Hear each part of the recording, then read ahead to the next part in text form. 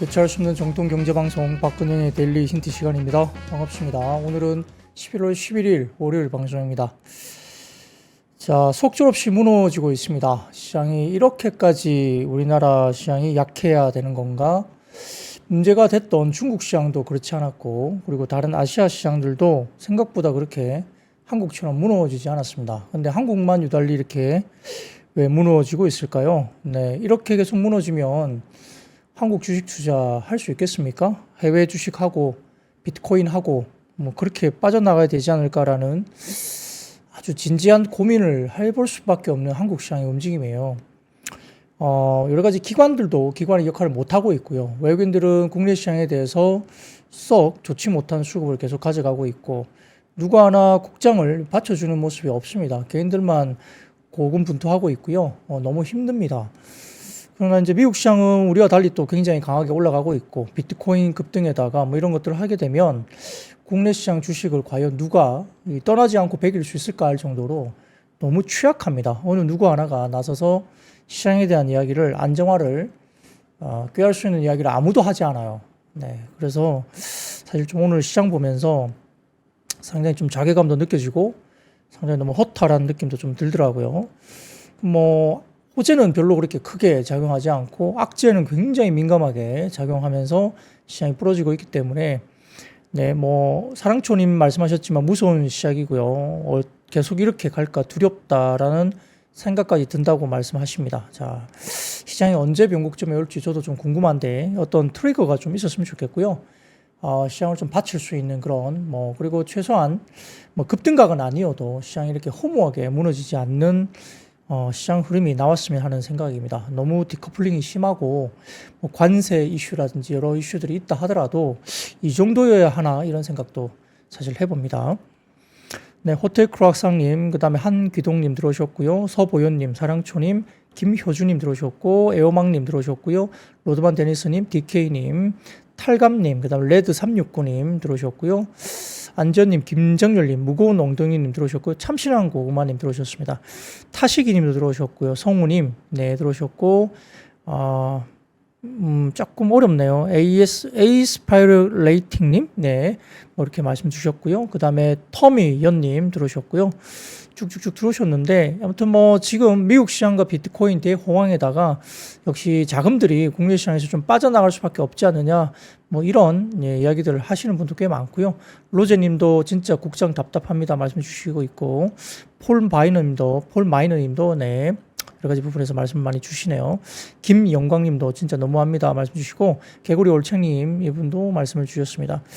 자, 후비고님, 삼성전자 이렇게까지 빠집니까 이렇게 말씀 주시고요. 네, 상당히 좀 어려운 이야기들이 많습니다만, 로이만님 들어오셨고 등등 빌리 더 키드님도 들어오셨는데, 탈출은 지능순이다. 국장 탈출. 그러니까 이만큼 전반적으로 상당히 좀 어려워하시는 모습이 댓글창에서도 보이는 모습이기 때문에 그럼에도 불구하고 일단 오늘은 이제 우리 데일리 힌트는 국장 관련된 이야기를 하는 시간이기 때문에 그래도 어떤 이슈들 때문에 어떻게 움직이고 있는지를 말씀드려 보도록 하겠습니다. 자, 코스피는 0.9포인트 상승 출발 보였습니다. 거의 보합 수준에서 일단 상승을 했고요. 장 초반 반도체하고 2차전지 하락 출발한 가운데 통신과 조선기자재, 가상화폐, 그다음에 건설기계와 우크라이나 재건, 우주항공, 일부 자동차와 부품주가 상승 출발 보였습니다. 자, 이마저도 말씀드리면 결국 통신주 같은 경우는 내수주 가운데 아직까지 밸류가 낮게 형성되어 있는 종목으로 볼 수 있어서 KT가 오늘 급반등을 주면서 일단 주주환원 관련된 이슈가 통신주까지 좀 나가는 모습도 보였고요. 조선과 조선기자재, 그 다음에 가상화폐, 건설기계, 우크라이나 재건, 우주항공 이런 쪽은 전부 다 트럼프 트레이드로 보시면 되겠죠. 대부분 일론 머스크가 또 하고 있는 사업과 연관되는 쪽이기도 합니다. 그리고 일부 자동차와 부품주인데요. 일부 자동차와 부품주 올라간 것은 파업이 일단 종료했다는 것도 한몫을 한 것 같고요. 밸류에이션도 워낙 상대적으로 싸게 거래됐던 섹터이기 때문에 오늘 자동차와 부품 업종들도 일단 주가가 올라오기도 했습니다. 자, 미국 주식시장은 주말 사이에 중국 부양책 실망감에도 트럼프 트레이딩과 굳건한 소비 심리 영향에 혼조세로 마감은 했습니다. 중국 전인대 상무위가 종료가 됐는데 내수 부양보다는 구조적 리스크 해결에 집중하면서 실망 매물이 출하되기도 했고 중국 증시는 하락하기도 했습니다만 미국 증시는 중국 관련주가 하락을 했습니다만 트럼프 트레이딩이 진행되면서 특히 슈퍼스타로 거론되고 있는 일론 머스크의 테슬라가 8.2% 급등하면서 트럼프와 그다음에 중국 출하량 전년 대비 증가했다는 소식 때문에 테슬라가 일단 급등하는 모습도 보이기도 했습니다. 자, 그래서 코스피는 외국인 수급, 그리고 원달러 환율, 그리고 반도체 모두가 시장의 하방 압력 요인으로 작용했고요. 오늘은 외국인이 오전 기준 현물을 3,700억 원, 그리고 선물을 6,300계약 이상 순매도를 했습니다. 원달러 환율도 1,400원 직전까지 가는 모습이었고요. 트럼프 당선 이후에 비트코인이 역사상 신고가 나왔습니다. 8만 1,000달러 정도까지 갔나요? 8만 달러 일단 돌파가 됐고요. 주식시장 자금 이탈 또 하나의 원인으로 추정됩니다. 비트코인으로 자금이 쏠린다는 이야기도 들을 수밖에 없는 급등각이고요. 자, 그리고 부양책 실마감, 그러니까 중국 쪽의 부양책에 대한 발표가 주말 사이에 실망감으로 도래되면서 일단은 석유화학과 화장품, 소매, 레저 등의 중국향 경기 민감 업종이 일제히 약세였고 신저가 종목들이 속출했습니다. 삼성전자와 SK하이닉스도 동반 하락을 했는데 여기에 따라서 지수 하방 압력을 받았고 미국의 반도체 AI가 수익성 의구심, 의회 조사 등으로 하락한 영향이 일부 영향을 미쳤다 볼 수 있습니다. 자, 52주 신고가 쪽으로 본다면은 역시 방산 쪽에 하나에어로스페이스와 하나시스템, 조선 쪽에는 하나오션, 그리고 전력기기는 HD 현대일렉트릭과 효성중공업 등입니다. 트럼프 수혜 위주이고요. 여러분들이 아주 힘겨워했던 한화그룹들이 상당히 급반등을 주어서 지금 시장의 주인공처럼 나서고 있죠. 여기다 비트코인 관련주도 한화그룹이 있죠. 하나투자증권인가요? 뭐 그런 STO나 가상화폐 쪽도 있기 때문에 하나에어로스페이스, 하나시스템, 하나오션 뭐 등등 포함해서 한화그룹주가 아주 굉장히 답답하게 움직였다고 힘들어했던 개인들이 있었지만 최근에 한화그룹주들의 급등각이 미치지 않는 곳이 없습니다. 지금 말씀드렸던 방산, 조선, 뭐 비트코인 다 관련이 돼 있죠. 그래서 한화그룹주가 일단은 시장에서 특징적으로 눈에 보인다. 이 정도로 말씀을 드리겠고요. 자, LG에너지솔루션은 장중 5% 이상 상승했습니다. 2차 전지가 전반적으로 아주 안 좋았는데요. 그럼에도 불구하고 스페이스X향 배터리 공급 소식이 나왔습니다. 하나오션은 트럼프 수혜라든지 LNG선 두 척 7,135억 원 규모의 수주 소식에 상승폭이 확대되기도 했고 개별 종목 호주에 역시 시장은 집중하는 모습이었습니다. KT는 외국인들의 뭐 어떤 룸 감소로 인해서 MSCI 편출이 됐는데 지수 추정 펀드가 지난 8일 편출일이었죠. 장 마감 후에 매도가 됐지만 오늘은 수급이 재유입되면서 7% 이상 급등을 했습니다. 진행되는 트럼프 트레이딩, 고금리, 강달러로 인한 외국인 자금 이탈로 인한 대형주 매도에 시장은 약간 속수무책으로 빠지는 모습이었고요. 중국 경기 부양책까지 실망감으로 작용하면서 언급된 수혜 업종 외에도 우크라이나 재건 등의 테마별은 등락을 이루었습니다. 자, 코스닥은 전인대 상무위 실매감에 화장품 등 중국향 경기 민감주 낙폭이 확대됐고요. 그래서 결국은 뭐 중국과 관련된 경기 민감주 낙폭 과대 그리고 트럼프 트레이딩도 2차 전지 등을 때리는 양상이 결국 나타나고 있습니다. 다만 이제 지금 제약바이오 가운데 코스닥 쪽에서는 알테오젠, 리가켄 바이오 아주 눈에 띄게 올라오고 있는데요. 바이오주가 굳건하다는 점이 결국은 알테오젠이 지난 금요일에 15% 이상 급등, 오늘도 상승, 리아켄 바이오가 오늘 장중 거의 10% 가까운 급등세를 나타내면서 굳건합니다. 그럼에도 불구하고 바이오 코스닥 쪽은 오히려 2차 전지라든지 그다음에 중국향 경기 민감주 등의 낙폭이 확대되면서 지수가 약화되기도 했습니다. 자, 비트코인 관련해서는 우리기술투자 등의 신고가 경신이 나왔고요. 비만 치료제인 펩트론 신계약 체결 기대감 쪽에 비만 치료제도 일단 주가가 올라왔습니다. 우크라이나 재건 테마, 건설기계 쪽도 상승하는 모습도 보였습니다.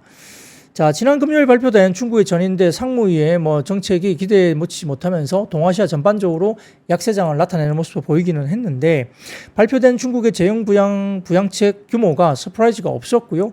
내수준자에 대한 내용도 부재했다는 평가입니다. 그래서 아쉽다, 약간 부족하다 이런 이야기가 나오면서 전반적으로 좋지 못했고 오늘 발표된 11월 1일부터 10일까지의 수출입 현황도 일평균 수출액이 전년 동기 대비 0.1% 감소하면서 긍정적이지 않았습니다. 업종별로도 수출 호조를 보인 조선업과 실적 부진한 음식료, 화장품 등의 희비가 극명하게 주가에 반영되면서 엇갈렸다 볼 수는 있겠습니다. 자, 업종별로는 통신업과 운수장비, 증권주가 강세였던 반면 섬유유복과 의료정밀, 운수창고가 약세였습니다. 특히 아모르퍼시픽, 코스맥스, 코스메카 코리아 등의 화장품 업종 같은 경우는 11월 1일부터 10일까지 수출 데이터 또한 약간 겉으로 보기에 부정적으로 발표가 되면서 약세였고요. TSMC의 7나노 칩 중국 불법 수출 중단 명령도 있었는데 국내 반도체 업종에 대한 규제 확산 경계감도 역시 부정적으로 유입됐습니다. 삼성전자와 SK하이닉스 등의 한미 반도체 등 국내 반도체 업종도 약세였고요.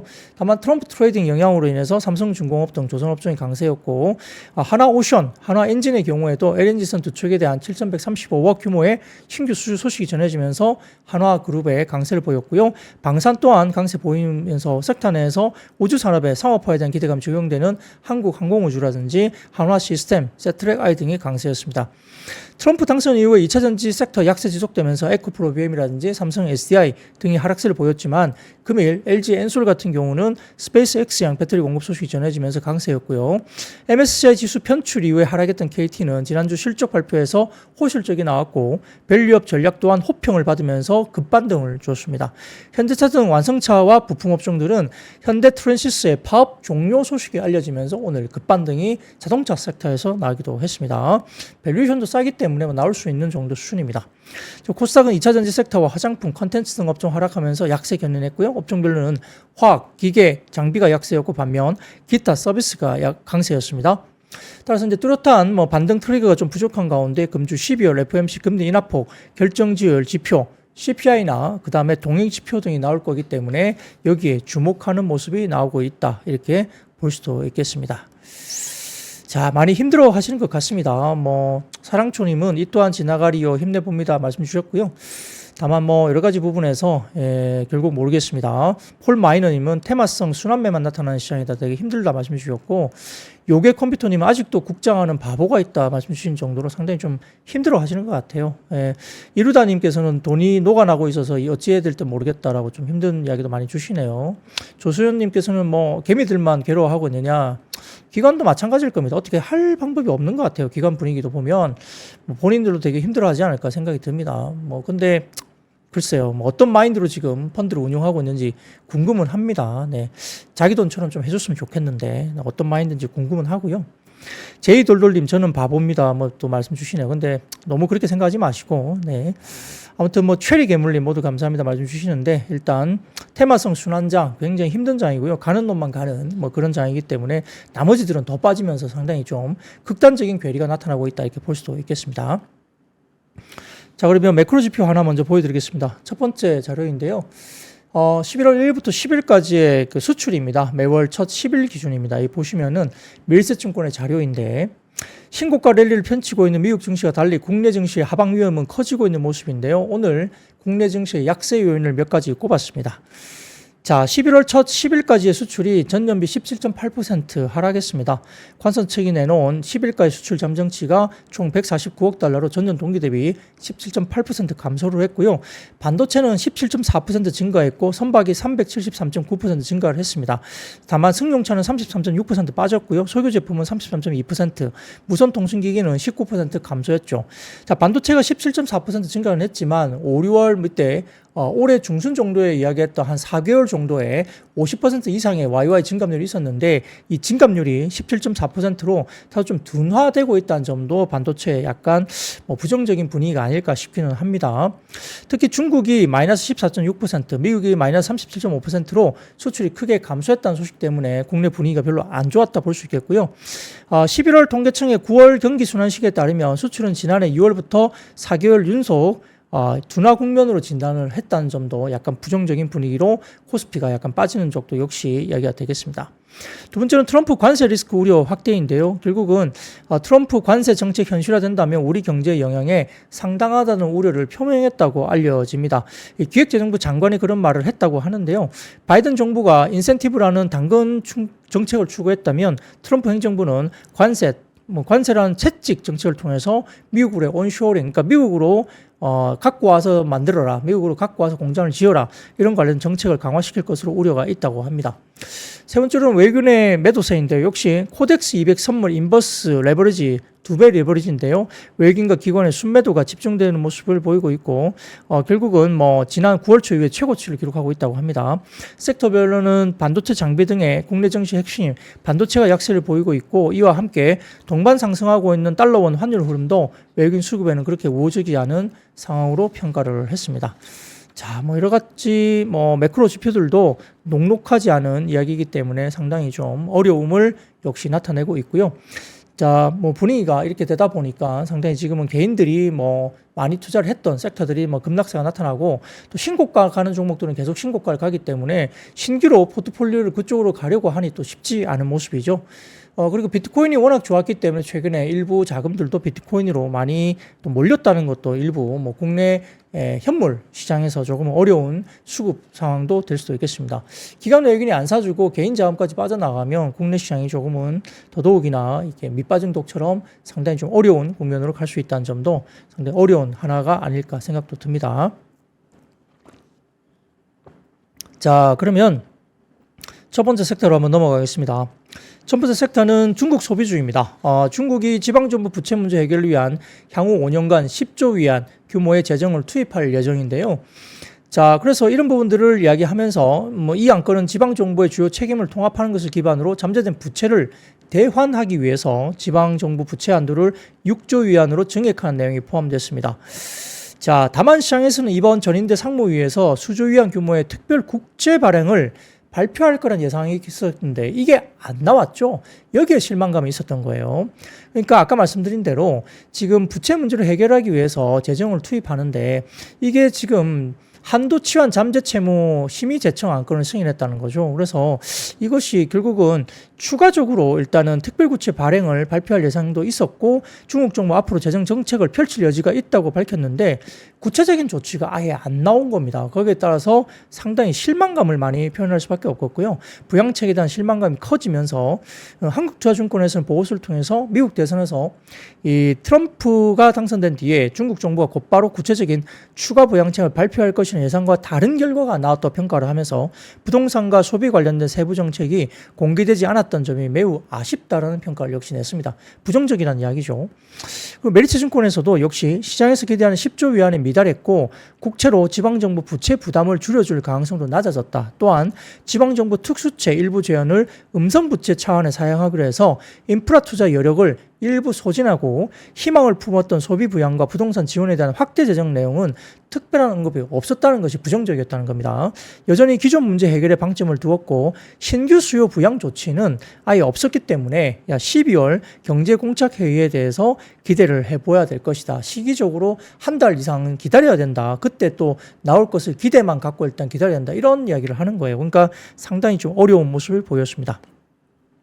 자, 그렇기 때문에 오늘 화장품주라든지 일부 또 화장품주가 어닝 미스를 또 보였던 일부 종목이 또 있었기 때문에 급락세가 나타나기도 했고요. 항공과 여행 그런 쪽도 좀 좋지 못했고 면세점 카지노도 별로 좋지 못했고 의류 쪽도 패션 의류 출마주도 상당히 좋지 못했죠. 더군다나 석유화학 쪽도 상당히 급락을 나타냈고요. 주요 철강 종목들도 상당히 좋지 못했습니다. 더군다나 국내 상장된 중국 기업 테마도 하락세를 보였습니다. 특히 화장품 테마는 잉그루드 랩, 코스메카 코리아, 클리오 등 일부 화장품 업체들이 3분기 실적 부진 소식이 이루어졌습니다. 일부 종목이 그랬다는 거예요. 여기에 대해서 트럼프 대통령 당선인의 관세 우려 등도 부담으로 작용했다라고 평가를 받았습니다. 업계에서는 트럼프 정부가 관세 부과 등의 보호 무역을 강화하면 KBT 등을 필요한 일부 국내 중소기업들의 수출 피해 가능성도 조심스럽게 우려를 하고 있다 이야기가 나오기 때문에 아마 그런 것이 아닌가 싶습니다.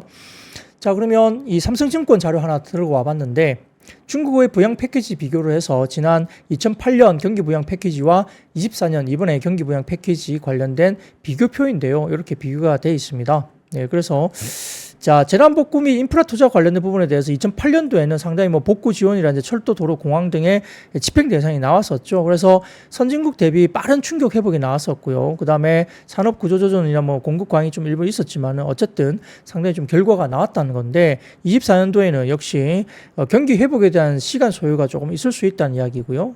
내년 2분기 이후에 구조 조정 압력 심화가 또 예상된다. 부채 위험과 대외 불확실성 확대가 일부 조금은 나올 수 있다. 이렇게 이야기가 나왔죠. 그래서 약간 좀 아쉬운 부분이 분명히 있었다는 거고요. 자, 화장품 이야기를 좀 드려보겠습니다. 오늘 첫 번째 자료, 화장품 자료 좀 띄워주시면, 자, 10월 1일부터 10일까지 화장품 수출 요약입니다. 보시면은 10일까지 영업일수 6일인데 전체 수출은 2억 1,900만 달러 정도 수준이고요. 전년 동월 대비 9% 그리고 전월비 4% 정도 감소한 수치입니다. 수출액 하락은 영업일수가 줄어든 영향으로 볼 수 있습니다. 절대 금액은 영업일수가 하락했기 때문에 그런 거고요. 근데 영업일수로 나누어서 일간 기준으로 본다면 전년비 21% 증가한 수치입니다. 자, 세부 수치를 보면 나쁘지 않다는 이야기를 하나증권에서 하는 거고요. 전 월비로는 20% 정도 빠지기는 했습니다. 자, 대미 수출 전년 동기 대비 역상승인데 이는 영업일수 하락의 영향 이고요. 영업일수 기준 전년 동기로는 어차피 14% 성장을 한 겁니다. 그러니까 일수로 나누면, 그러니까 전체 1일부터 10일까지 보면 절대 수치는 낮아졌지만 일수로 나누면 오히려 14% 증가했다는 거죠. 대미 수출입니다. 추가적으로 모크라 발효라든지 항만 파업 이슈 등의 업체들이 이벤트 물량을 내년보다 좀 빨리 냈기 때문에 뭐 9, 10월 달에 좀 많이 대응을 해서 나갔다고 볼 수도 있겠고요. 이번 영업일이 절대 수치가 감소한 것이 좀 아쉽게 이렇게 영향을 미쳤다 평가를 했습니다. 아직 미주의 침투율은 3% 정도 수준이고요. 진출 브랜드 수가 증가하고 기진출 브랜드의 채널 확대가 본격화되고 있기 때문에 하나증권에서는 화장품 섹터에 대해서 너무 비관적으로 실망하기에는 이르다는 판단을 역시 내리고 있습니다. 자, 이 표를 보게 되면 지금 11월 1일부터 10일까지 누적을 보게 되면 자, 지금 제일 아래쪽에 보시면 중국이 조금 줄기는 했습니다. 중국이 33%에서 26%로 좀 줄기는 했고요. 그 외에 지금 보시면은 그 다음에 홍콩입니다. 홍콩이 6% 정도 있는데 미국 쪽은 지금 8에서 9% 정도 수준에서 23년에 14% 정도 그리고 11월까지 누적을 본다면 미국이 18%로 증가를 하고 있습니다. 미국 쪽이 일단 수출 지표로서 많이 증가하고 있고 일본도 9에서 10%로 증가를 하고 있고요. 동남아시아 15% 유지가 되고 있습니다. 자, 그리고 밑에 보시면 기초 수출 증가율과 색조 수출 증가율인데 이것은 이번에 접어들면서 야와의 증가율이 약간 하락세로 10일까지만 놓고 보면 하락세인데 근데 영업일수로 나누게 되면 일간 평균으로 본다면 전년비 21% 증가 그리고 전월비로는 조금 빠졌던 모습이 나오고 있죠. 이런 것들도 볼 수 있는데 자, 하나증권에서는 좀 종목별로 따로 코멘트를 좀 내기는 했습니다.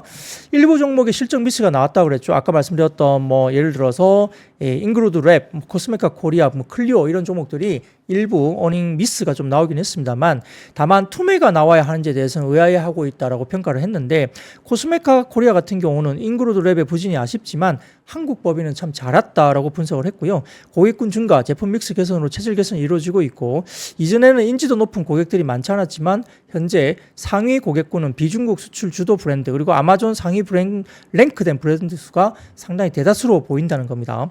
해당 고객군들의 물량 증가, 수요 증가로 25년도에도 20% 이상 성장을 코스메카 코리아는 제시를 하고 있다 이야기를 하고 있습니다.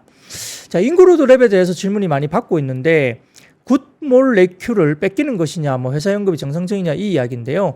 지금 굿몰레큘 같은 경우에 화장품은 전량 잉그루랩 인천에서 생산하는데 일부 생활용품은 잉그루랩에서 소개해준 업체에서 생산 중이라고 합니다. 최근에 신제품이 출시됐고 이 제품이 빠르게 아마존 베스트셀러 랭크된 사례가 있었고 잉그루드랩과 거래를 안 한 이유가 없다고 평가했고요. 선적과 관련된 이슈는 회사도 컨퍼런스 콜에서 언급했듯이 어느 정도 재고를 보유한 상태이기 때문에 발생한 일로 보인다고 평가를 했습니다. 또한 용기 사급을 직접 하는 과정에서 이번에 2분기에 확보가 좀 지연됐다 볼 수 있겠고 용기 선적 지연도 일부 있었다 보는데 중국에서 용보 확보 시에는 물류에서 차질이 있을 수 있음을 굿몰레큘로 전달한 바가 있다고 합니다. 과거 대체로 블랙 프라이데이 후에 셀인을 위한 수주가 급증한 사례가 있다고 보기 때문에 아주 비관적이지 않다는 또 평가는 하긴 했고요. 자, 세 번째 한국 콜마 같은 경우는 좀 다릅니다. 7월까지도 썬 제품의 생산이 급증했었고 좋았다 보았고요. 8, 9월은 여름 휴가, 추석 연휴가 있었고 해당 시기에는 콜마의 정기 설 설비 유지 보수를 하는 때인데 아마 한국콜마의 현 생산 능력 기준 3분기 2억 8천만 개에 가까운 매출을 낸 것은 한국콜마 역사상 가장 잘한 실적으로 보인다는 겁니다. 근데 급락을 했거든요. 자, 손익에서도 인센티브 충당금, 재고평가 손익이 있었음에도 불구하고 마진율도 너무 좋게 나왔다는 겁니다. 너무 좋게 나왔다는 거죠. 그럼에도 불구하고 한국콜마가 급락을 했습니다.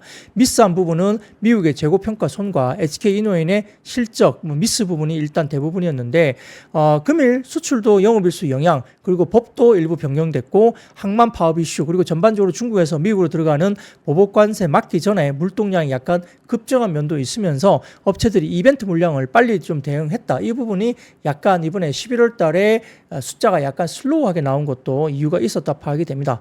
다만 점진적으로 수출은 상승하고 있고 변화된 것은 펀더멘탈의 변화보다는 주가의 변동성, 주가가 너무 급락한 그 외에는 하나증권에서는 뭐 크게 없다, 다른 요인은 없다라고 일단 커버를 했는데요.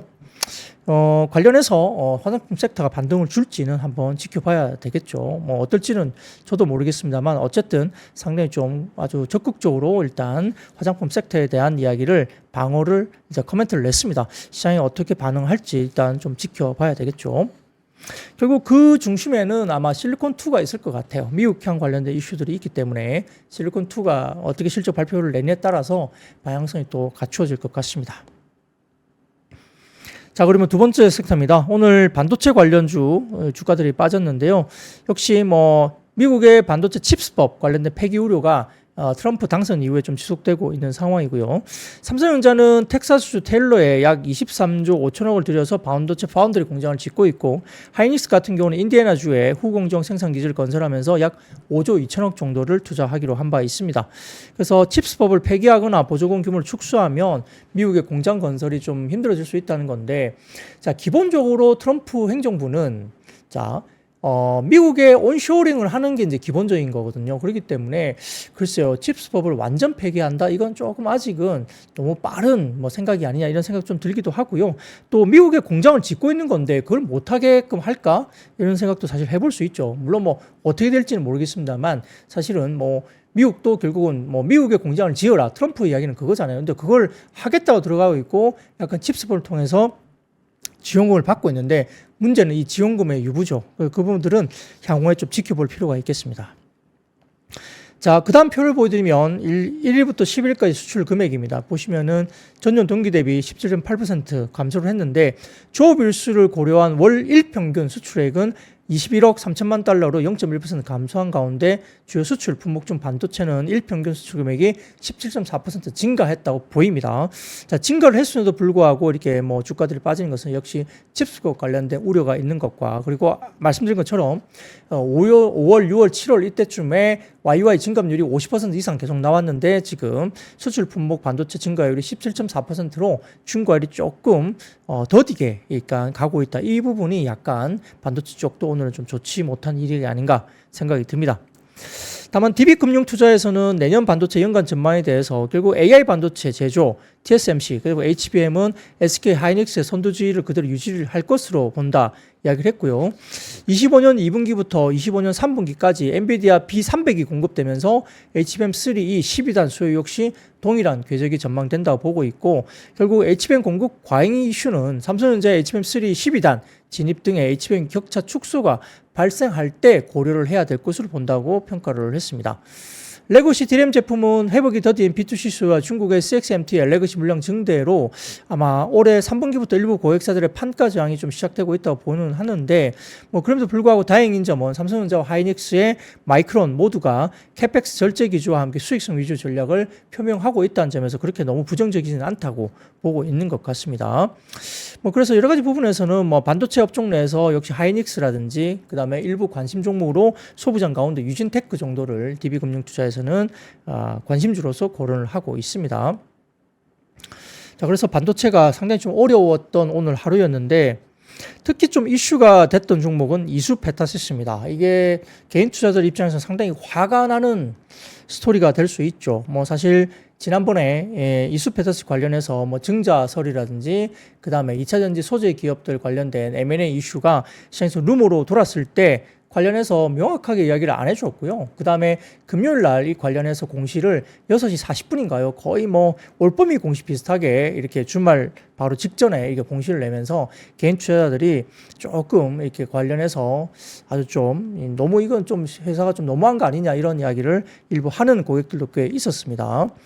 저도 사실은 이수 페타시스와 그다음에 제휴 쪽에 직접적으로 통화를 하고 뭐 IR 담당자나 이렇게 관련해서 커뮤니케이션을 해봤는데 그때 당시로는 뭐 별로 할 말이 없다는 식으로 계속적으로 이렇게 이야기가 나왔었고 제이오 같은 경우도 사실 뭐 대주주 락업 물량이 뭐 26년도까지 락업 물량이 26년 2월인가요? 락업 물량이 있기 때문에 과거에 M&A가 안 됐던 이야기도 결국은 뭐 그런 이슈도 있었다. 이런 식으로 설명을 해서 또 M&A가 쉽지 않은 일이다 이런 식으로 뭐 저도 직접 통화를 했었습니다. 근데 이게 갑자기 뭐 유상증자 하면서 이렇게 인수 관련된 부분들이 이게 뜨다 보니까 시장에서 상당히 조금은 개인 투자자들이 이게 좀 너무한 거 아니냐 이렇게 대규모 유상증자를 이렇게 하는 것이 사실은 이수 페타시스가 MLB 이쪽이 상당히 좋은데 왜 이수 스페셜티 케미칼을 인수를 하지 않고 왜 이렇게 이수 페타시스가 인수를 하냐 대규모 유상증자를 하면서 이것과 관련된 부분들에 대해서 조금 이해하기 납득하기 힘들다 이런 이야기들을 많이 하고 있는 것 같아요. 그래서 상당히 급락을 하면서 개인 투자자들이 상당히 조금은 당혹해하는 그런 이야기들이 시장에서 많이 돌고 있고 뭐 저도 개인 고객들 전화를 받았는데 오늘 굉장히 사실 좀 시달렸습니다. 이것 때문에. 그래서 사실 좀 굉장히 어려운 이야기가 되고 있다. 이렇게 이수 페타시 관련된 이야기들이 조금은 뭐 일부 메리츠 증권에서도 모피 주가를 또 하향 조정하면서 상당히 이거는 EPS 희석보다는 이 소통이 너무 없었다. 예, 소통이 왜 이걸 투자를 해야 되는지, 왜 인수를 하는지, 뭐 왜 좋아서 하는 건지에 대한 소통이 너무 없는 거 아니냐 이런 이야기를 또 했어요. 그래서 EPS 희석보다 그런 부분들이 주가에 대한 뭐 하락폭을 좀 더 키울 수 있는 그런 부분이 충분히 시장에 대해서 설명을 해야 되고 이런 부분들이 소통이 안 됐다는 것을 메리츠증권 리포트가 또 지적을 하기도 했습니다. 자, 그래서 이 부분에 대해서 그래도 키움증권이 다소 좀 커버를 하는 입장에서 이수페타시 관련된 유상증자 시사점과 향후 전망에 대해서 이야기를 했는데요. 자, AI 가속기와 800기가 네트워크 장비형 수요에 힘입어서 본업 MLB는 전례 없는 호황 사이클이 지속되고 있다 이야기를 했습니다. 키움증권 리포트 내용을 제가 말씀드린 건데, 자, MLB 같은 경우는 지금 뭐 이수페타시스가 지금은 풀캐파로 돌고 있어요. 거의 100% 가까운 90 몇 %가 돌고 있다고 해서 거의 풀캐파로 돌고 있다고 확인은 되고 있습니다. 그래서 키움증권 에서는 G사, N사, M사, A사 등 4개 회사 등 주요 4개 글로벌 빅테크 업체들이 일주일 추가 캐파를 요구하고 있다라고 확인했다 리포트를 하고 있고 고부가 제품을 생산하는 이수페타시스의 캐파를 현재 약 8천억에서 26년도에는 9천억까지 그리고 29년 1조 5천억까지 확대하는 점은 긍정적으로 평가를 했습니다. 특히 최근 N사의 차세대 GPU양 양산 승인을 받은 것으로 파악을 했다라고 키움증권은 이야기를 하고 있고 내년 1월부터 본격 양산 예정이다 볼 수 있습니다.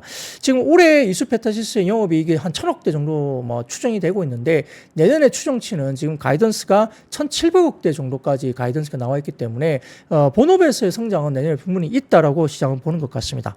자, 사업 다각을 위해서 제이오 인수를 결정했지만 이 페타시스와 시너지는 제한적이라고 역시 키움증권에서 판단은 했고요. 이수페타시스와 2차전지 사업을 영위한 제휴와의 시너지는 단기 내에 기대하기 좀 어려울 수도 있다 이야기를 했습니다. 다만 주가는 유상증자를 반영해도 내년 기준 PR이 15배 정도 수준까지 급락을 했기 때문에 AI 수혜가 본격 확대된 23년 하반기 이후에 평균 PR이 21배입니다. 여기 대비 전반적으로 급락을 했다는 점에서 결국 제휴 인수에 따른 불확실성, 지분가치 희석에 따른 단기 주가 변동성 확대는 불가피할 수 있다. 역시 기관들이 완전히 주가를 패고 있죠.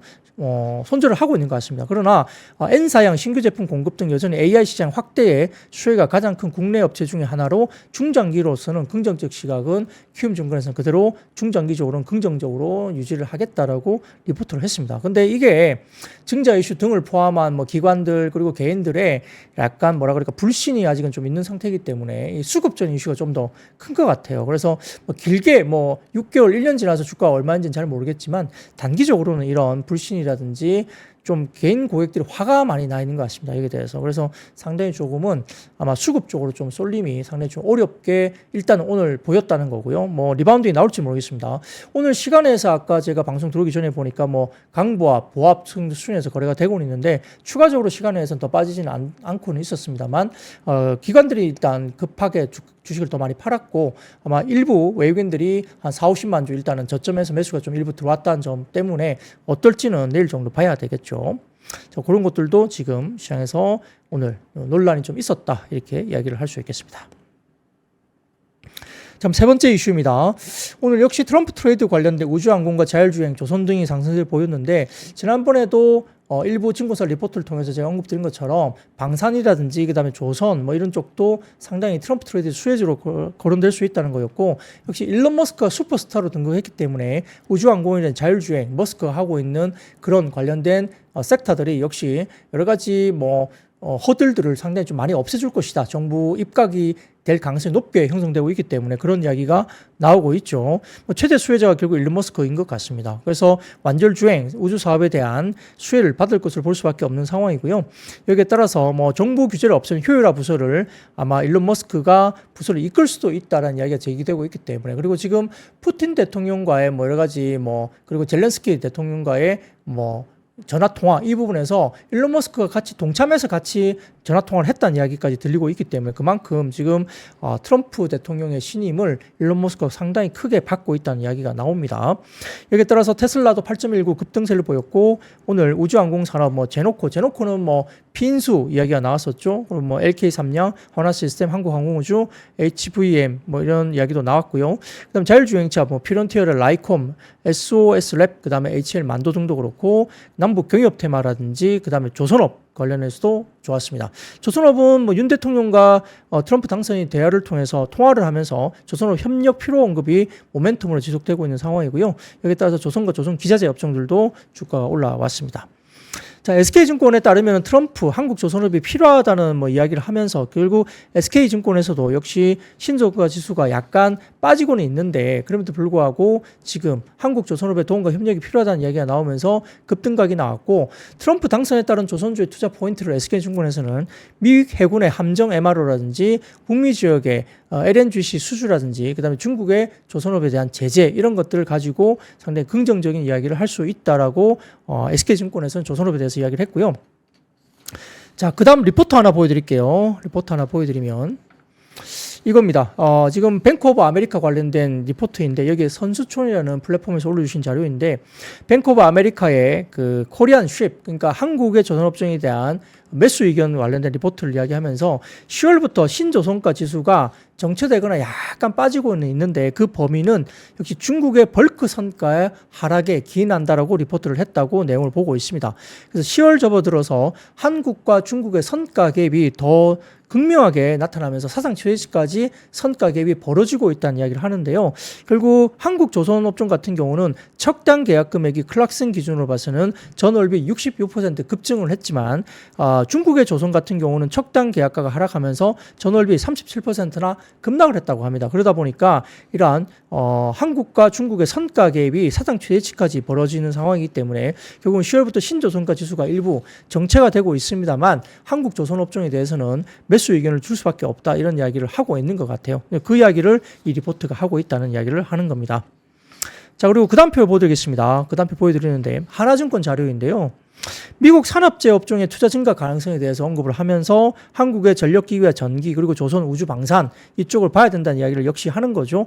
오늘 HD 현대일렉트릭이라든지 LS일렉 그리고 뭐 일진전기 등과 같은 변압기와 전선 업종도 상당히 긍정적으로 주가가 움직였습니다. 그래서 미국의 산업재 매출은 지금 보면 전반적으로 주당 매출액 보시면 위쪽에 실선 보시면 녹색 실선이 여러분서 12개월 예상 주당 매출액입니다. 이게 상당히 치솟고 있는 상황이고요.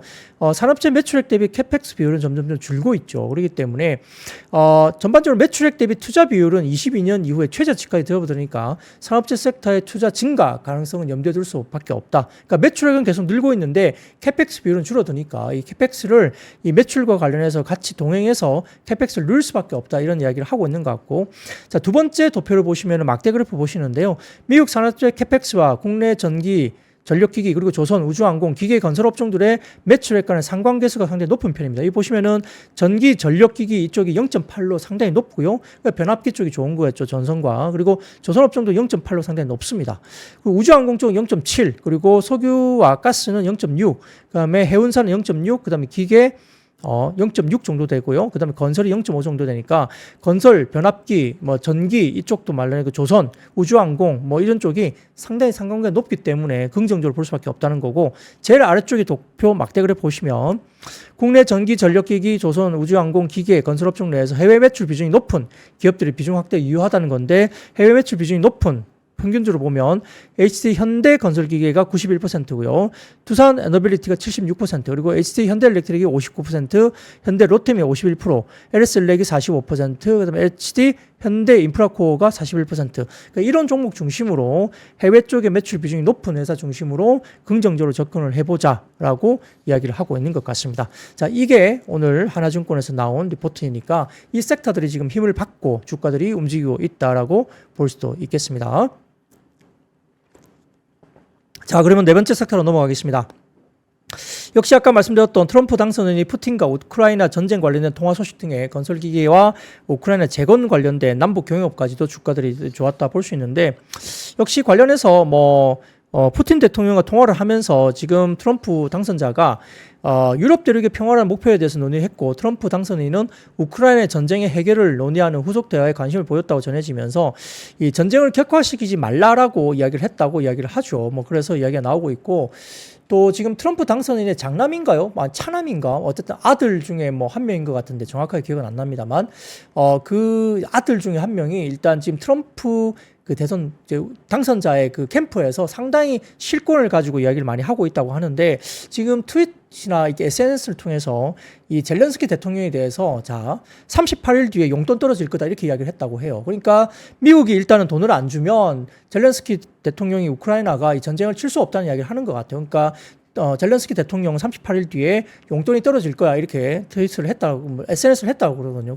결국 그 말은 미국 정부가 이게 트럼프 대통령이 출범을 하면 우크라이나에 돈 안 주겠다는 이야기를 간접적으로 하는 것 같아요. 정책에 대한 아주 큰 영향력을 행사하고 있다고 알려져 있는 아들이기 때문에 그런 이야기를 SNS에서 했다는 거는 우크라이나 쪽에 돈을 안 주겠다는 이야기를 하는 겁니다. 그러면 우크라이나는 사실은 전쟁하기가 힘들죠. 그렇기 때문에 구체적인 종전 방안을 제시하는 않았지만 우크라이나 향해서 양보했어야 한다고 이야기를 트럼프 당선인이 이야기를 하고 있다고 이야기되고, 러시아가 점령한 4개 영토, 돈바스, 루안스크 인민공화국, 그 다음에 자포리자, 그 다음에 헤르손에 대한 우크라이나가 포기한다는 내용의 협상안을 지지하는 게 아니냐라는 관측이 시장에서 나오고 있다 이야기가 나오는 것 같습니다. 그래서 24시간 내에 전쟁 끝낼 거다 공언을 했기 때문에 아마 그 방향으로 이야기를 하지 않을까 이야기 드는데요. 트럼프는 왜 그럴까요? 그럴 수밖에 없죠. 트럼프 당선인은 건설업자입니다. 건설업자. 건설업자이기 때문에 재건이 이루어지면 트럼프가 돈을 벌 수가 있는 환경이 될 수도 있다는 추정들이 많이 나오고 있죠. 그래서 국내 재건 관련주 건설기계 테마가 올라가고는 있는데, 근데 이 국내 건설기계나 우크라이나 재건 관련주 테마주들이 올라가는 게 맞느냐에 대한 이야기가 여기에 나와요. 왜냐하면 트럼프가 다 먹을 거란 이야기죠. 재건 갔을 때 트럼프가 다 먹을 건데 국내에 관련된 종목과 관련해서 수혜를 진짜 볼 수 있나? 이런 이야기를 하는 쪽도 있습니다. 그건 저도 잘 모르겠습니다. 이건 정치적인 이야기이기 때문에 너무너무 힘듭니다만, 이런 재건 관련해서는 트럼프가 다 먹을 거다, 트럼프가 돈을 혼자 다 벌 거다는 이야기들이 많습니다. 그렇기 때문에 국내 이 건설기계나 재건 관련주가 돈을 못 벌게 되면, 이게 재건이 들어갔는데 실질적으로 수혜가 숫자적으로 안 찍히면 나중에 후폭풍이 있을 수도 있다는 이야기도 되고 있기 때문에 약간 좀 조심은 해야 되지 않느냐, 이렇게 좀 그런 시각도 있거든요, 시장에서. 그렇기 때문에 재건 관련주나 건설기계 관련주를 막상 이게 전쟁 종식되면 무조건 수혜주구나 라고 보기도 조금 어려울 수 있다는 조심스러운 뷰도 있다는 점도 같이 감안을 좀 하시면 좋을 것 같습니다. 자, 그러면 다섯 번째입니다. 역시 비트코인이 8만 $1,000 돌파 소식이 들렸습니다. 가상화폐가 역시 급등을 하고 있고요. 국내 가상화폐 거래소 빗썸과 업비트에서 오늘 11시경에 1억 1,300만 원대에서 거래가 됐기 때문에 일단은 트럼프 당선인이 가상화폐 규제 완화를 내세우고 있어서 이 가상화폐가 비트코인이 9만 달러를 넘길 수도 있다는 분석 자료도 시장에 나온다고 합니다. 자, 그러다 보니까 실질적으로 이 가상화폐 쪽이 오히려 더 힘을 받을 수 있습니다. 오히려 뭐 재건 쪽보다는 실제 뭐 가상화폐 쪽으로 가는 것이 오히려 또 눈에 보이기 때문에 오히려 이런 쪽이 가상화폐 관련된 쪽이 뭐 약간 테마적인 부분도 분명히 있지만 또 급등락이 변동성이 크기도 하지만 가상화폐 쪽의 움직임이 좀 더 긍정적일 수 있다는 이야기가 현실적으로 이렇게 이야기가 될 수도 있겠죠. 자, 그런 선에서 가상화폐 관련주가 올랐고요. 그 다음에 6번째입니다. 오늘 LG 엔솔이 스페이스X 우주선의 배터리 공급 계약 소식의 일부 LG 엔솔이 급등했고 LNF는 테슬라 관련된 종목이기 때문에 LNF만 또 유달리 오늘 4% 이상 주가가 올라간 걸로 보입니다. 성우란 종목도 최근에 주가들이 눈에 띄게 보이고 있고 나라 M&D 그리고 KNS, 나인테크 이런 종목들도 주가가 일단 올라왔는데요. 반면 그 외에 뭐 에코프로 그룹이라든지 삼성 SDI 뭐 이런 쪽은 빠졌습니다. 근데 지금 삼성증권에서는 이런 이야기를 합니다. 자, 이미 스페이스X 관련된 LG 엔솔의 공급은 수년 전부터 진행이 됐다고 평가를 했고 이에 따라 차세대 우주선에서도 공급이 예상되고 있고 이하나 700 원통형 배터리 공급 중에 있고 기존 테슬라와의 협력 관계가 스페이스X까지 이어진 것으로 보는데 자, 스페이스X 우주선 한 대당 탑재되는 배터리 용량 또는 LG 엔솔이 지금 스페이스X에 공급한 배터리 용량은 확인이 불가하다. 다만 일론 머스크 인터뷰와 최근 스타쉽에 관련된 논문에 따르면 보조 동력용 배터리는 400kWh, 전력 공급용 배터리는 600kWh 추정이 되는데 즉 한 대당 총 1MWh의 배터리 탑재가 예상된다고 보입니다. 그런데 LG 엔솔의 예상 판매량은 올해 4월 인터뷰에 따르면 스페이스X가 텍사스에 신설 중인 공장에서 일주일에 3대 양산 목표가 있고 이 경우에 LG 에너지 솔루션이 연간 0.2GWh의 판매 가능하다. 궁극적으로 연간 1000대 양산 목표를 하지만 목표 달성 시점 미정이고 가능해질 경우에 연간 1GWh의 판매 가능하다는 겁니다. 근데 1GWh 판매는 어느 정도냐면 스페이스X가 1000대 양산 목표를 한다고 한다면 24년 판매량 전체 대비 0.6%에 불과한 거죠. 그래서 자, 스페이스X 관련된 부분들에 대해서 매출 비중 1% 미만이기 때문에 이걸로 주가 급등하는 것은 아니란 이야기를 삼성증권에서 하는 거죠. 모멘텀 측면에서 이해를 해야지 이게 실적 측면에서 스페이스X의 공급에 대한 조명이 결국은 급등각을 나타내는 것은 그렇게 배경이 될 수 없다는 이야기를 하고 있습니다. 그래서 스페이스X 공급 재조명은 단순한 모멘텀 관점에서 이해 가능하지만 이게 전체 매출의 1% 미만이기 때문에 이걸 가지고 주가가 급등하는 것은 다소 조금은 경계를 하는 코멘트를 내기도 했습니다. 자, 근데 그 다음 로이터 통신 이야기입니다. 보여주시면 스텔란티스가 이탈리아에 관련된 이탈리아 쪽에서 공장 생산 다시 중단을 했다는 이야기입니다. EV인 피아트 500 그리고 2개의 그 다음에 마세라티 모델 생산 중단으로 파악된다는 점이죠. 별로 좀 좋지 못한 이야기고요. 자, 그 다음 자료입니다. 그 다음 자료 또 보시면 SNE 리서치 쪽입니다. 올해 들어서 지금 배터리 관련된 부분들이 전반적으로 조금은 상승폭이 좀 줄고 있죠. 이 부분인데 그 다음 표 보여드릴게요. 연간 누적 글로벌 전기차용 배터리 사용량인데 중국 시장을 제외한 겁니다. 이 보시면은 1월부터 9월까지 판매된 글로벌 중국 제외한 전기차에 탑재된 배터리 사용량이 보시면 자, CATL이 27.6에서 26.3으로 조금 줄어들었는데 LG 엔솔도 27.9에서 25.8로 좀 줄어들었고요. SK온이 10.9%에서 11% 조금 늘었습니다. 그다음에 삼성 SDI가 9.8에서 9.1로 좀 줄었거든요. 그래서 전체적으로 성장률이 있긴 하지만 전반적으로 MS가 국내 시장에서 조금 하락하는 건도 일단 눈여겨보셔야 된다는 이야기를 할 수 있겠죠. 그래서 2차 전지 관련된 부분들이 아직까지는 동력이 아주 힘있게 올라올 만한 동력은 아직은 조금 아니지 않느냐 이런 생각들을 해볼 수 있습니다. 자, 그 외에도 보스턴 다이내믹스 로봇계가 트럼프 당선인의 자택 순찰 소식 속에 일부 로봇계 관련주가 올라왔고요. 로봇 관련주가 올라왔고 국제유가 급락 영향 등의 정유 LPG 도시가 수준은 하락했다는 이야기까지 하면서 오늘 관련된 이야기를 마치겠습니다. 여러분 힘들지만 힘내십시오. 여러분 아시죠? I see you. 삶의 격을 높이는 9가지 지혜를 함께 나눕니다. 위즈덤 칼리지 시즌 2 영상 아래 링크를 클릭하시면 자세한 내용을 확인하실 수 있습니다.